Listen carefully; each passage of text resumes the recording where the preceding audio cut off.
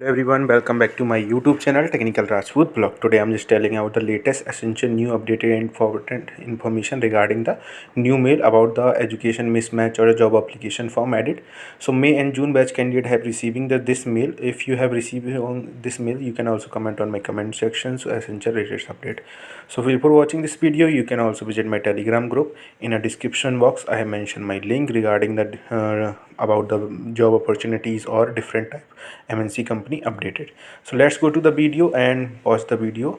So guys, in this mail just there was a notification from the Accenture company have sent the candidate regarding the mismatch job application form added. So guys, I'm just telling about the important updated through this video.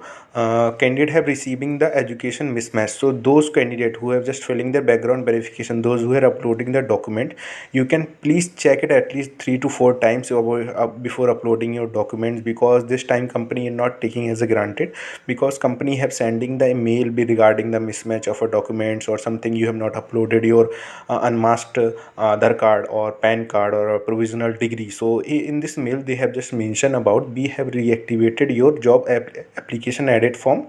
So guys, visit the link below, fill out the required detail within a 24 hours. So yesterday candidate have received this type of a mail, link job application edit form, education detail update. So candidate have just not mentioned their correct university name. Using this link you can also edit the form through the university link, because many time candidate have not taken as a taken not correction of a university name or college name, or they have not filled the detail as a correctly. If you are facing any technical issue during the assessment round, interview round, you can chat.